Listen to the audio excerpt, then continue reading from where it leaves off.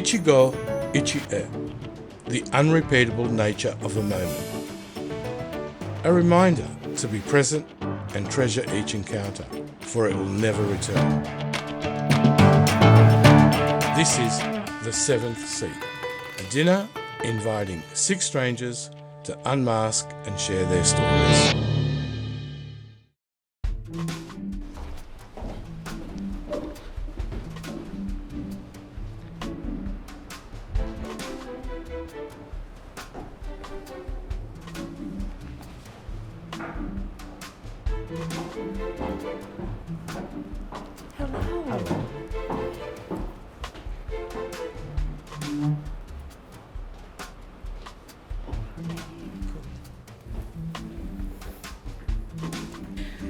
Bianca, oh, this is so fancy.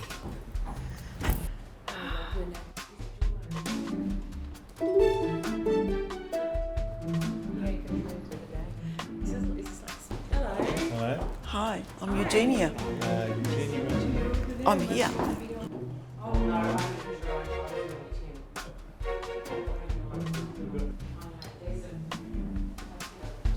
Well, good evening, everyone. Hello. Hi. Hello. Fantastic. Oh God, this is so weird. We look so love it. fancy with these I love it. sunglasses. I know. I love it. It's so cool. Hello. Good evening. I'm Steve George Macris. Thank you for being here. Tonight is simple. There's no script, no prepared questions, no right or wrong way to be. It's just 6 strangers sharing a meal and seeing where the truth takes us. Every one of you has lived a real life, victories, losses, turning points.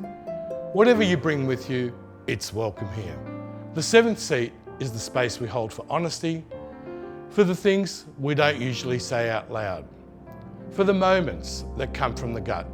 So tonight, be yourself, listen, share what's real, and let the night unfold on its own.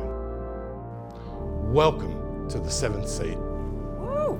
Thank you. Welcome. There's something I asked you to do tonight, to arrive wearing sunglasses. Maybe you haven't questioned why. Hello. Don't you steal my glasses. Sunglasses can provide armour. They offer protection, not just from the sun, but from being fully seen. Tonight is about dropping that guard. It's about being real. It's about being seen. This is the moment of trust, a moment of choosing to be fully here. Let's begin.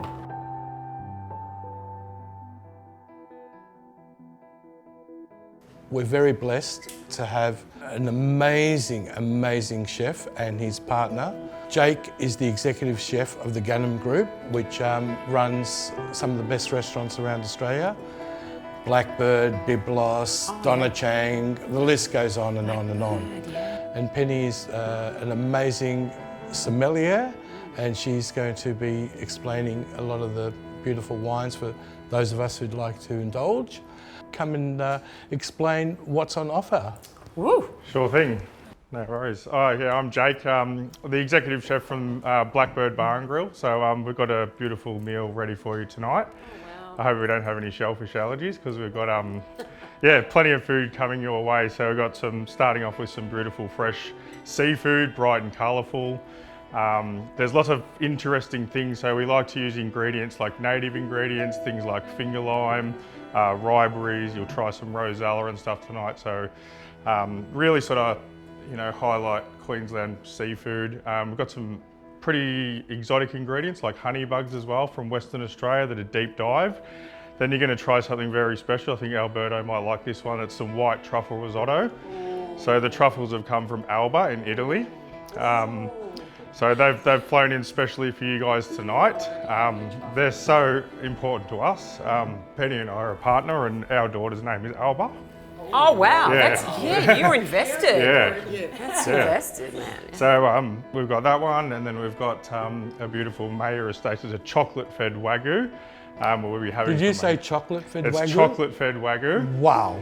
Like from just South. chocolate. Just chocolate, yeah. Yeah, I'm going to finish you off with a beautiful dessert. It's going to be a Rocky Road trifle. So lots of food and yeah, Alberto's beautiful butter and stuff as well. So Thank yeah, the white truffle risotto is particularly special to us and to me. It's one of the dishes I used to cook over in England in a restaurant called The Square.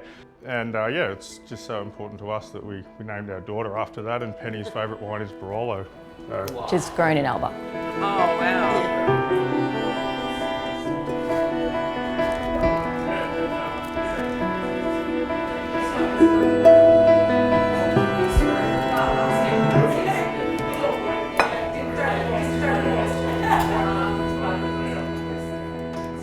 Oh, listen, I think we're going to be having some good engines Oh, my running in a God. minute. Dynasty Yang. Oh my I really want to goodness take a photo gracious. of the food. You don't understand. This is like hard for me to not snap this. so as I said, very colourful and very fresh. Yeah, so we've got some gin-infused baby abalone from Port Fairy. What's the blue? That is the wild blue scampi caviar. Shut up. We got some, that one there. Wild scampies. That's from Western Australia, actually. Oh, okay. And a friend of mine, Uma, hand grades that herself here in Brisbane. Then we've got obviously some prawns from Mooloolaba, the honey bugs that I described earlier, which are also from deep sea, Western Australia. There's some Byron Sunrise finger limes on there, that's that pop of colour. Well, Moreton Bay bugs as well, beautiful cocktail sauce to go with that, finger lime mignonette, and some scallops as well. And yeah, so enjoy. It's about getting in, sharing, Jakey, sharing the you've stories. back. You've taken us to another Yeah. place. Thank you. Oh, Very yeah. fancy. I love it. I love it when I feel chefs bad come to and take tell you something out of this plate. Piece of art. Yeah. Thank you, chef. Cheers, everyone. Cheers. Thank you for having us. No, thank you, Megan.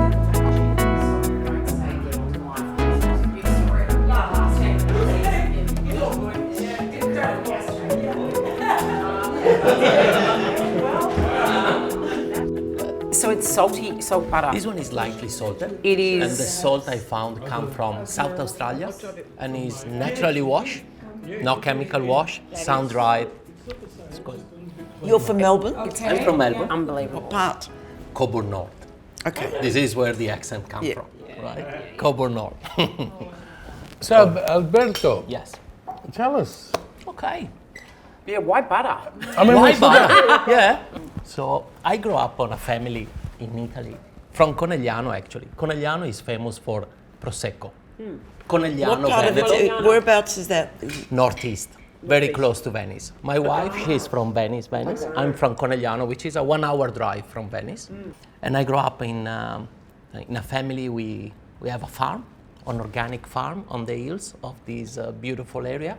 We don't have vineyard, we have an organic fruit plant. So we have from peach to apple to pear, 2,600 plants.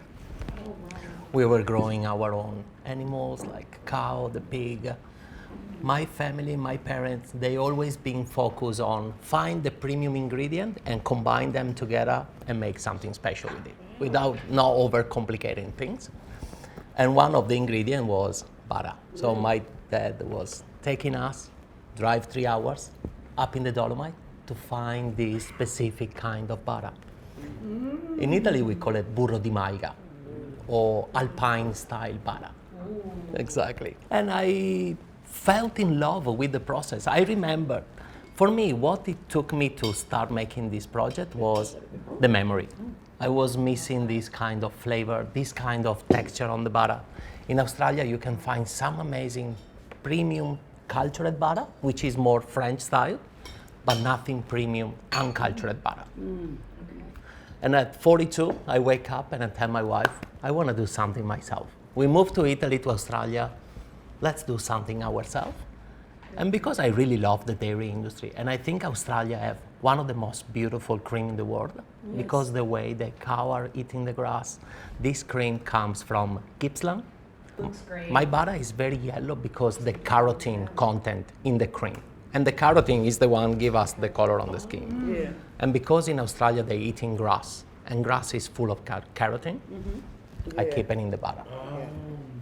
You keep it in the fridge or not? That's why I make those ones.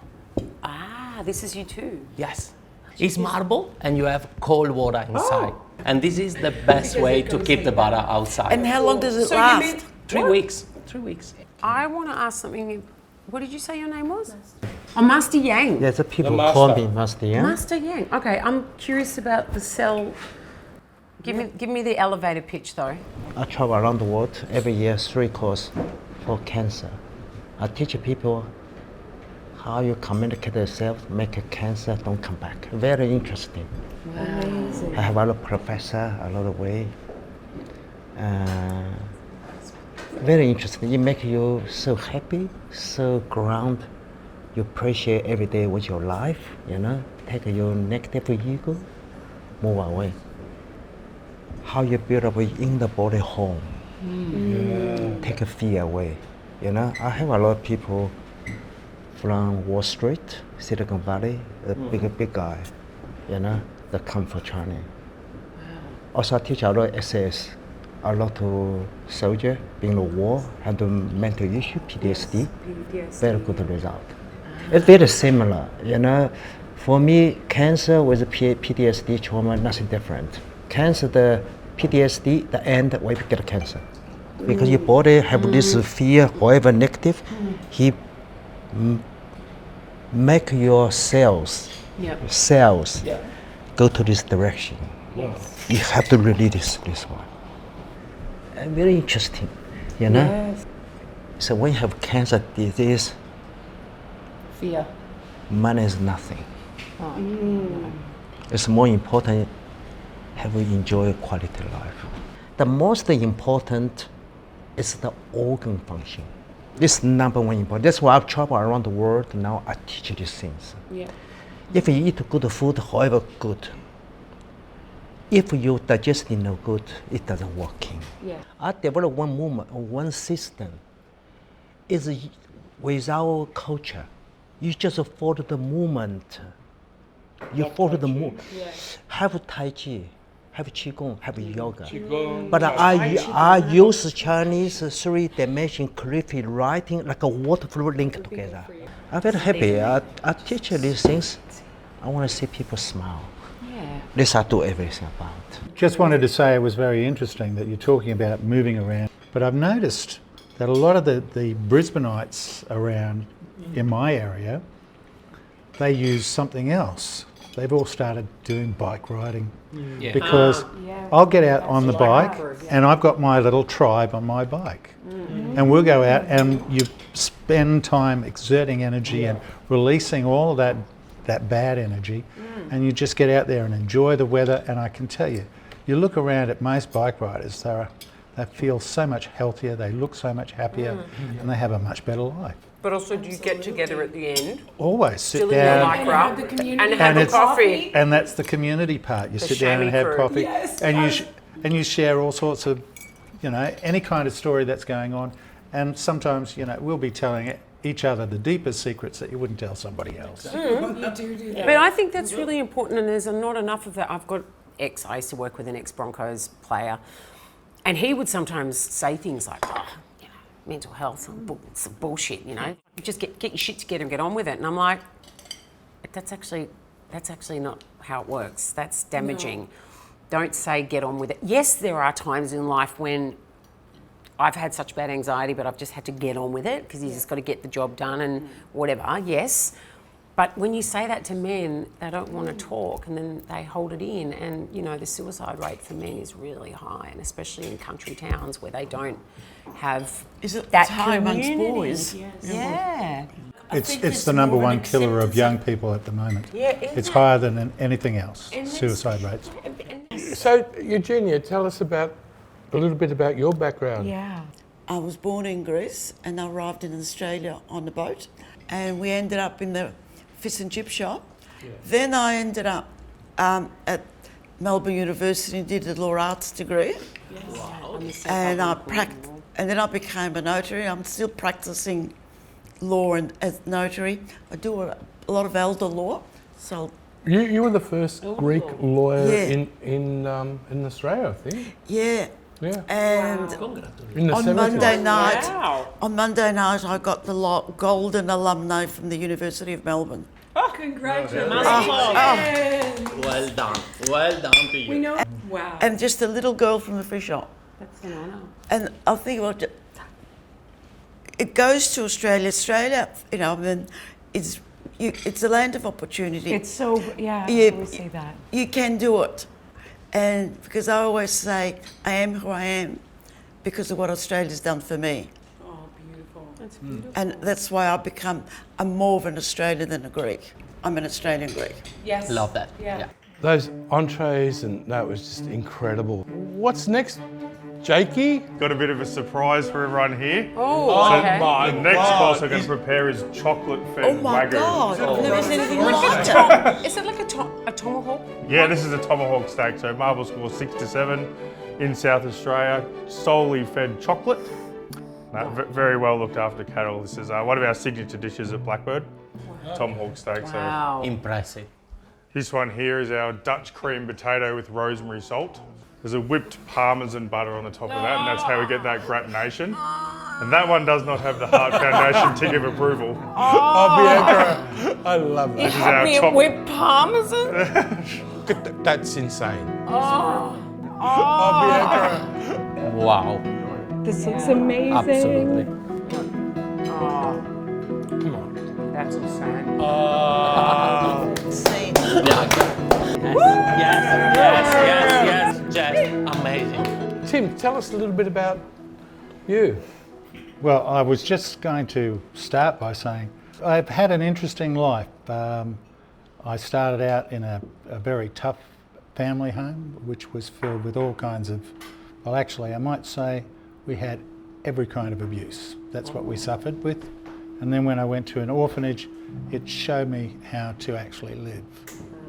How come you ended up in an orphanage? Your parents died?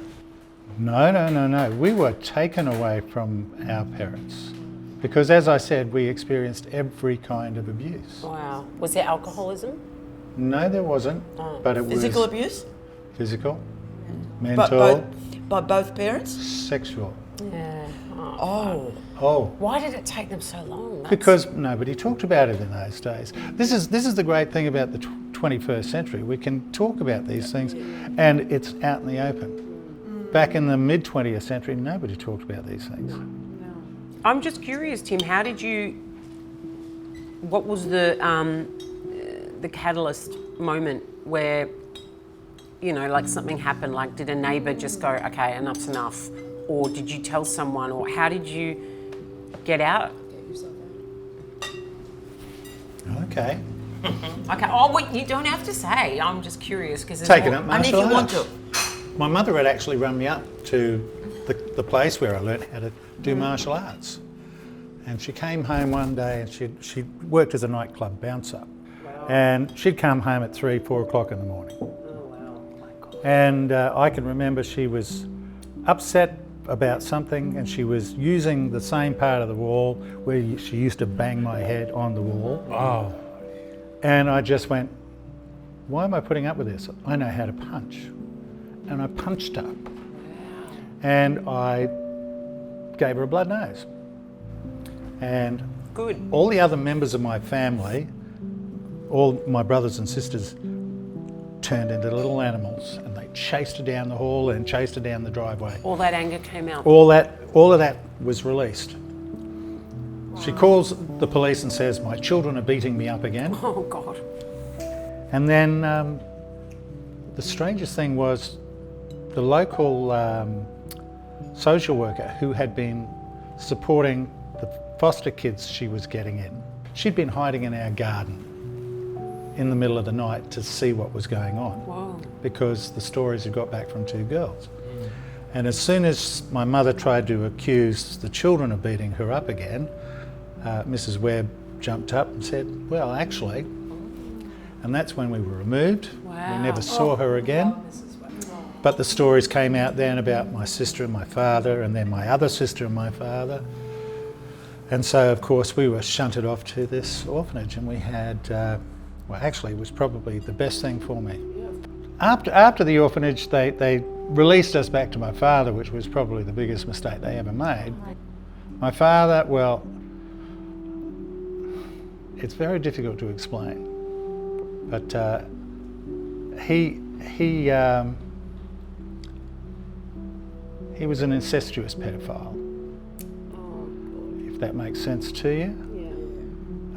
He didn't attack me, but it was my two sisters, but he had friends who enjoyed young boys, and he used to bring those guys around. And when you think about what's happening in America at the moment, where there's a lot of this, the powerful people being in charge, well, I can tell you, we had a powerful person come around to the house. So I can tell you, I understand exactly what is happening in America. It's not a very... Controlled from the top. It's controlled from the top, yes. Yeah, I've been watching some And they videos point that the blow finger my mind. everywhere else, but the truth is, it's usually those people who seek to have power are doing that because they want to be able to control the narrative. Can I ask, I'm always fascinated now when I hear these stories of incest and sexual abuse. I have this compassion, and don't take this the wrong way, but I believe that hurt people. And I don't know if this is your case, but I know that in some situations that I have heard of, close to me, that person was sexually abused as a child, and therefore they continued It's that. normalised. They didn't know any different. Yeah. Not excusing. No. Absolutely not I'm excusing. empathetic to that as but well. I just, the whole concept of it's normal to them, and then someone like you, Tim, comes along and you break the cycle, which is so fucking powerful and amazing. But were your parents sexually abused? I have no idea. I was born in England and moved to Australia in 1977. Basically to make sure I got away from my family. Wow. Which is probably the best thing I ever did. And I can tell you that, I get confused by people who are abused and they follow that pattern. And I do know that it's a very common thing. But there are a lot of us out there who have been through these experiences and would never, ever Because we don't think of hear it. about them. You unless don't, you- because it's not newsworthy. It's not. I might point out that when I arrived in 77, every woman I met in this state, their first experience of sexual activity was not consensual.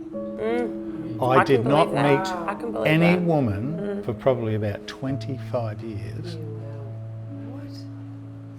And that is the honest truth that Australians really need to stand up and face, because we think of ourselves as being civilised, but in this state, civilisation has taken a long time to arrive. But it's also being, it's not until you, like I'm one of those people, I've locked away a lot of memories, and I'm doing a bit of EMDR, I want to get back into doing it because I really believe that, I feel that when I have done some EMDR in the past, that it has helped me deal with a few sort of traumatising things, whatever. But it wasn't until I had a really deep discussion with a girlfriend and I said, oh my God, I think I was raped by a guy. I thought it was consent. I was drunk. My first time, thank God, was with a beautiful boy, Narang High, on a barbecue. But anyway, it's all good. But that was consensual. On a barbecue, It was off. The barbecue was off. No sausage jokes. But it was consensual. I loved him for as much as you can love someone at 15 and a half. I was pretty young, but I'm very lucky that my first time was with a really sweet, beautiful boy. But years later, when maybe 21, I got lured back to, I was at a nightclub and the guy was like, oh, you should do modelling. And I was like, oh my God, of course, yeah, okay. And he took me back to this modelling agency in South Yarra, and he had the key, and next minute he was, and I always felt guilty, like I must have led him on. I was drunk, that wasn't right because I obviously was consensual, but I was like, when I really thought about it, I didn't give him permission at all. I was just there going, oh shit, this is happening, okay. Yeah. And I felt dirty, and when I left, and I never saw him again, and He manipulated the situation. He manipulated and you it. can see it now. It wasn't rape in the sense of I was held up with a knife in the alley and whatever. I went back there with him. I know that... Psychological coercion. Yeah, I felt like I deserved it because I was like, well, you went back to a modelling agency at 1 a.m. What did you think he was taking you back there for? But looking back, I never consented to that. So it's... Higgins. It was not your fault. Yeah. But that's a very typical way that a predator will take control of the situation. Yeah. And whoever is the Yeah. victim always feels like it's my fault. Yeah. And simply because they went somewhere, they had too many drinks, they wore the wrong clothing. And this is the way our society has painted women for a long time, especially, and the men who get raped too, because men get raped as well. And it's this thing where a predator will select an area or a space where they can control the entire narrative, and then they'll turn around and they'll say, well, you asked for it, you wanted it, so you're the dirty one. And that's how you end up feeling about the whole encounter. You probably were raped. You just didn't know that was what rape was. The woman I married, Joanne, I've been married to her for over 30 years. Beautiful woman, I couldn't have been luckier. Well, we had her sister, Rachel, living in our house. She then got involved with some guy, and after about 5 years and 3 children, he murdered her. Oh my God. Yeah, domestic violence. But that's when I decided I had to be very vocal. You can't sit around and watch other people around you experience the same kind of pain. But to me, it's very important that guys like me, because it's men, it's us. We are the ones who need to get up and say something. Because there's not enough men out there 100%. in society 100%. saying anything. And You're about 5%, they say. absolutely. I go to any meetings that you might hold, Yeah. 95% women. Yeah. Five blokes standing up the back. But I also look to the people who stood up for us in those days. The people who made a difference to us, because without the mentors that come into our lives and give us direction, none of us would ever attain what we've attained. Really want to know, because Megan, we've heard, but you fascinate me. I mean, everyone does, but the BMX bikes and all, the ninja and all. Tell us who Megan is. Oh, thank you. First, I'd like to do a toast. Oh yes. To the best first date ever. And I love the 7th seat because we skipped all of the fluff, went straight to the authenticity, and I love this conversation and how real and raw it is. So let's go. Let's go in. Thank you. Let's dive deep. Thank you. I've already heard my background in all of you, so I'll just go around the table and take bits and pieces that really resonated, that make me as well. Where is that innate instinct to dive deep and do things that probably felt really uncomfortable at the time? And I love reflecting on those sort of things, and I feel like all of us have exposed another layer of ourselves. Every time you have these conversations, it's like peeling an onion, and as you get older, it becomes exciting to peel another layer. And my mom comes from a background of psychiatry, so these were our dinner tables. They were never, and she specialized in family adolescence and suicide, as well as divorce and really tough conversations that became normal to me, which was really special, but I didn't know it at the time because I was ready for whatever obstacles would hit me as I got older. So I was very lucky to have that nurture, but my nature was extreme sports. I saw a kid down the street with a bike at the age of 3, and at 2, I removed pretty much my own training wheels. At 3, got on this little track that he had, and then by the age of 5 was Canadian national champion. Wow. And then continued to do that for another 7 years. Quit just before it went to the Olympics, and then went on to play professional basketball at 14. I was playing basketball here and there, so I'm not going to say I just started. I was always playing multiple sports and loved the team camaraderie. But were you competitive did you have brothers and sisters? I'm fascinated yes. by how people become the way they are. Like, I've studied it. I did my thesis on this because I wanted to understand what makes somebody who they are and why 30% of the NBA, for example, their father was in the NBA. Okay. So why is that? So they get this amazing ability to see that it's real and that you can do it, right? So that goes back to the nurture part. If you have somebody in your life, like your dad that was on TV, you're like, I can be on radio, I can be on TV. Yeah. And my uncle was in Goosebumps and things like that. So I also had this innate thing with television and film that I loved it at an early age and didn't shy away from the camera. And I think that too helps. But I think there is an innate ability within all of us. So as I got older in life, I realized I wanted to harness my energy towards things that I was really passionate about. And now I teach people about their why and what their passion and purpose is, because that's often what we're floundering in. Like, what do I do now? I knew you were going to look I at literally just had to talk to my agent, my new agent, a friend of mine. She's like, you're a jack of all trades. Yes. And I'm like, what the fuck's wrong with that? I can do a lot of things. She's like, what's your North Star? And I'm like, good question. I want to be Oprah. But you know what I mean? Like, what's your North Star? It was such a heavy question. 'Cause Yes, I was like, it's loaded.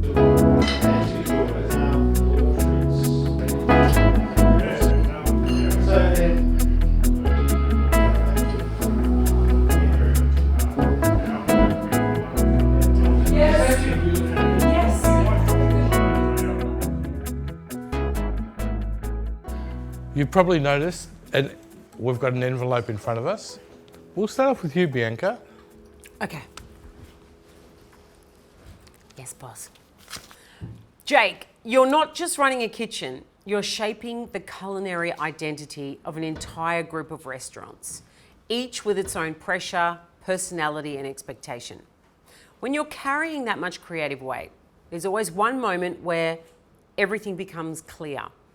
It's a moment that you realize you're not cooking for a venue anymore, you're cooking for a vision.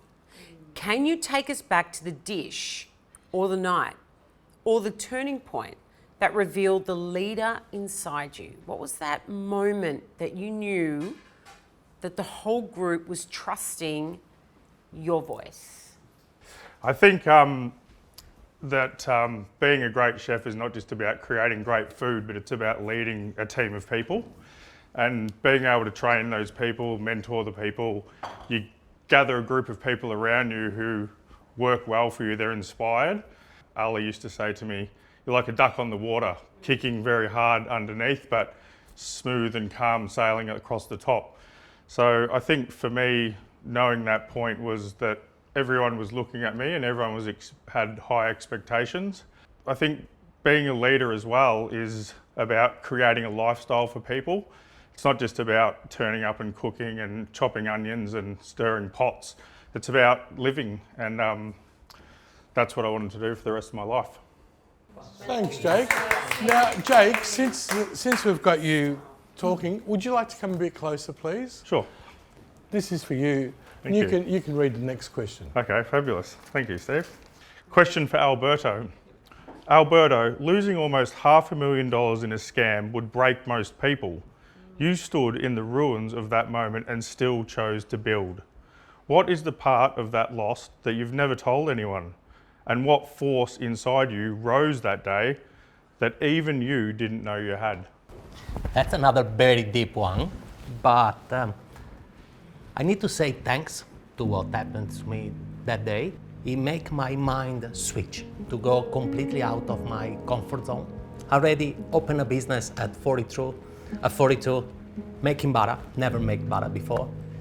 I was having this $480,000 as a secure kind of, okay, maybe if I don't sell butter, I have enough money to cover all the costs. Losing all of them in 2 minutes was like, yes, the 23rd of December 2023 at 2:20 p.m. And it was the best things have ever happened in my life because it gave me a completely different vision on this project. So before was, okay, if it works, works. If it doesn't, whatever. Without this cushion, it was all the money I have to make it work. So it gave me the boom to make it happen. So my suggestion is try to go out of your comfort zone as much as you can, because it's the best things you can do. And the mind is, I realized, was my biggest limit, my biggest enemy. But when you go over this, I had the worst 3 days after that happened. But I was able to look at myself from like a third person and see how miserable I was just for the money. It was absolutely mind-blowing, see how strong we can be and how our mind is is on our side. We figured out the process, how to make it happen. Thank you, Alberto. No, thank you. Okay, here we go. Who next? Eugenia. Okay, Eugenia. You become Australia's first Greek woman to stand as a solicitor in 1972. And from that moment, you didn't just open a legal practice, you opened a path. For 5 decades, you built a multicultural legal institution, fought for family, shaped modern Greek studies, mentored generation of women, and become a national figure of influence and honor. After a lifetime of caring others and breaking barriers that were never meant to be broken, was there a single moment you finally understood the true magnitude of the legacy you write into the story of this country? Oh, that's almost said it all. I did all that, and I did not get any recognition until the last 2 years. I think I said earlier that I set up the modern Greek teaching at the university when I was a student.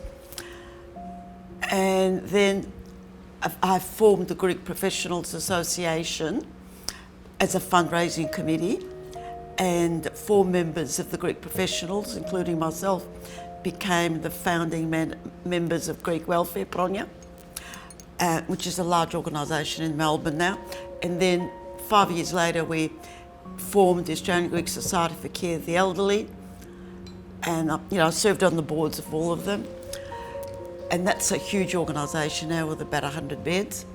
And 2 years ago, an academic from Canberra was giving a talk at the Greek community on female activists with Greek welfare in the 1970s.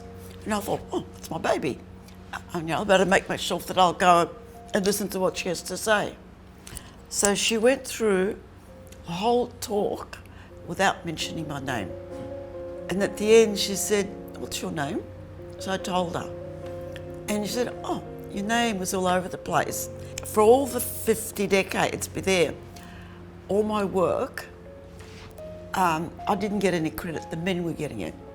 So I did a paper 12 months later at the Greek community, giving the history, and I called them the men in grey suits. For the Greek lectureship, when the men in grey suits took over, they didn't even invite me to the handover ceremony. And now everybody's saying, why are you getting so many awards this year? Because it's all out there. And I've received 6 this year. They should have come over the years. A lot earlier. A lot earlier. I was named Elite Woman 2025 by Australasian and New Zealand lawyers. And then just 3 weeks ago, I received the Woman of Influence with Hellenic Australian Chamber of Commerce. Wow. And then out of nowhere to get the Lifetime Achievement, the Golden Alumni at the University of Melbourne. That would never be on anybody, a migrant child. It's the first time it's been given to a migrant woman. Yay! Thank you, Eugenia. That was absolutely beautiful. Now, Eugenia, would you like to read the next envelope? Tim, There was a night when domestic violence did not become real. It came into your family and took your sister-in-law. Since then, you have stood in court precincts, schools and communities, asking people to act, not look away.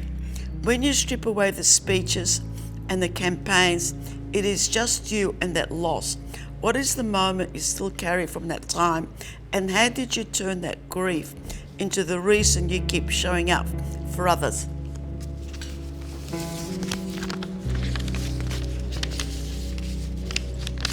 I had 2 daughters with my wife, 2 beautiful daughters, both of them martial arts experts. One's a teacher, one's a horticulturalist. But when Rachel was murdered, there were 3 children who were there at the murder. God, no, hold on. Rachel was the... My wife's sister. Right, that's right. She was trying to leave on a Sunday morning. She'd already packed all the kids' clothes. She'd had enough of the abuse. She suspected that he was abusing their daughter. She's going to the door and he pushes the door shut. Then he tries to nail it shut. He hits her, knocks her to the ground. She gets up, says, "That's it, you'll never see me again." He puts his hands around her throat and strangles her into unconsciousness. He then takes the kids and puts them in another room. And he goes into the kitchen and he gets one of her work knives because she was a chef, a professional chef. And he comes back in, and while he stabs her to death on the floor, the kids watch because they've already broken out of the room. He then held the police off for several hours, which I actually got to see on television that Sunday while I was alone in the house, before my father-in-law called me to tell me what had happened.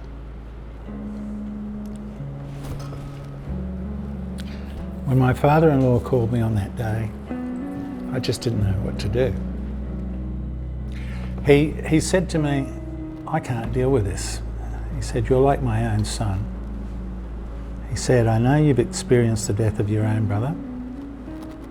And he said, "I need you to help me because..." And I agreed. I agreed because I knew that it was the right thing to do. It was the only way to help. But probably the hardest moment was having to act for the family and go and identify Rachel's body. That broke me. Every time I think about it, I start crying. And we're talking 17 years. And I thought about all those things I'd experienced as a child. And I thought, why are women having to deal with this? And why are men so silent? And that has motivated me ever since that moment.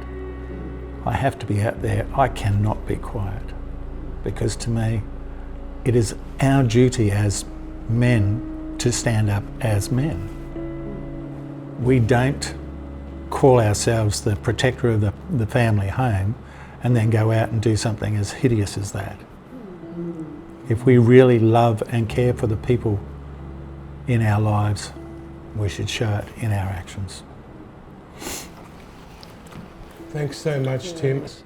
But I must say, anybody who is experiencing trauma like this, talk about it, because if you don't talk about it, it sits in there like poison. And gives you cancer. And it will give you cancer. It will destroy your life. You have to get that poison out, and sharing it with other people so that they can see what needs to be fixed. It takes you that bit further, and it's always much better that everyone has a share in that work that needs to be done, and then that makes your life much better, and you feel so much better if you can share that work. Tim, you've been enormously brave and you're a good man. A question for Megan Jarvis. You built a life around being unbreakable. You were the athlete, the fighter, the comeback story, the woman who kept pushing forward no matter what. But there is always one moment that cracks even the strongest person. What is the moment that almost destroyed the identity you built for yourself? And who did you discover you really were when everything you thought defined you was stripped away? Oh, thank you, Tim, for asking that question. What comes up initially is a few different moments, but I'll try to narrow it down. But as I said earlier, I feel like adversity for all of us has created us. And although it wasn't $500,000, in one moment, it was $1 million at the end of it. And I know that the context of value of money doesn't really matter in the lifespan of what we get to create. And as we mentioned earlier, if we know how to make it, we can make it again. And you've done that, and as have I. But it helps us grow a really thick skin. And the moment that I really feel deeply was when I left being a lead lecturer as running a college at the Australian Institute of Fitness. Coming back to what I loved, I learned through adversity and through training myself as an elite level athlete that I wanted to use movement as medicine further. And my undergraduate degree mixed with my dad's heart and soul. He was a real estate agent and got me into open houses at 12. I started interacting with people at a very young age, and he has this innate ability and enthusiasm that when you meet him, it is a lot to do with nurture.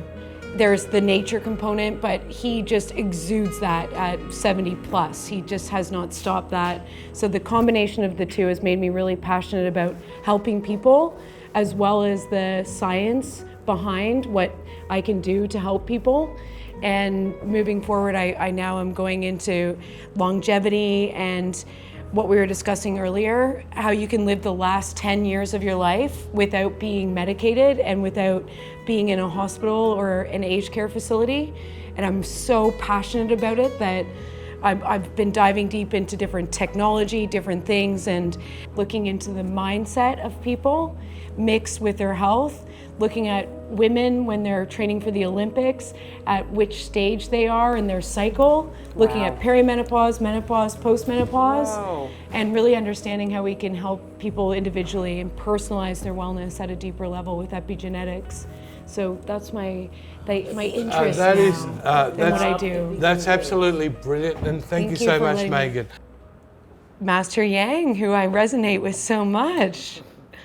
You inherited a lineage that guarded empires and mastered internal arts few ever have learned in their lifetime. You carried the knowledge into the modern world to heal and transform people, which we heard about today. What is the moment when you realized the system you carry was asking something of you deeper than technique? And how did that moment change the teacher you became? Actually, this is very simple. They can connect to the self, especially in the body. The human have outside body, inside body. I develop this system and make simple things that people can connect and understand. They make these two join together. So make people have a ground life. You will heal you automatically. This is my experience.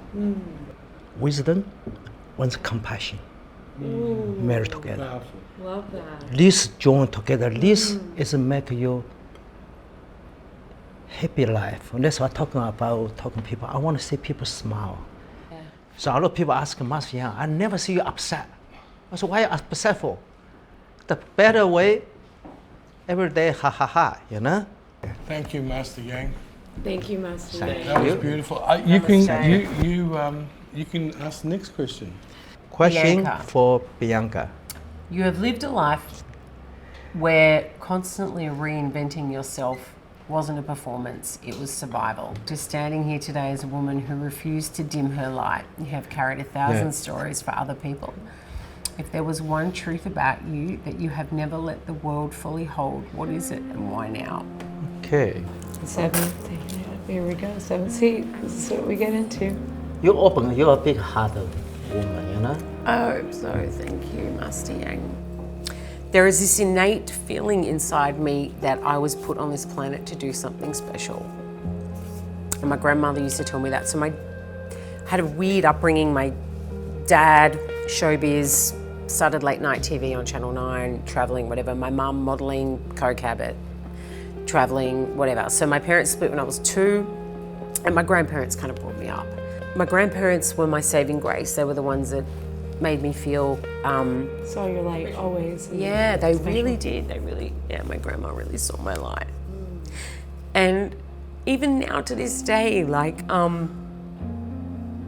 my mum adores me, but she's got dementia, so she doesn't really understand what I'm going through with trying to pivot after 32 years of giving my whole life to radio and talking about my IVF and miscarriages and domestic violence and everything, the brutal world. And you live by the sword, you die by the sword. Like, this is not a pity party. So I'm not like, you owe me something. It's like, okay, I've been spat out by the industry, now I have to pivot. And I know that when I'm going to pivot, I want it to be something special, and I want to help people. Just not quite sure how or what that looks like. But I remember, like, my grandmother always saying, you're special and there's something about you and you're going to make people feel, you know. And I went, yeah. And I always felt comfortable being in a space where I am making people feel good about who they are.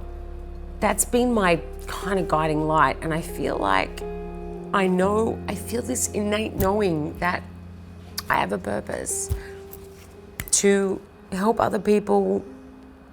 So I guess it's the imposter syndrome and the feeling of, I know I've got something special to give, I just don't really know what it looks like yet. And yeah. I just want to say, that was the most rawest, most beautiful share. Thank you so much. You're a beautiful soul, and thank you for being so sincerely open and vulnerable. It really, really means a lot. And I'm so, have all of you, you've been the most amazing guests. If there's one thing I hope you carry with you from tonight, it's this. The people sitting next to you, walking past you, standing quietly behind you in life, they're never just ordinary people. There are giants amongst us, and maybe the most beautiful thing we can do is totally see them. This is the 7th seat, and this was our moment.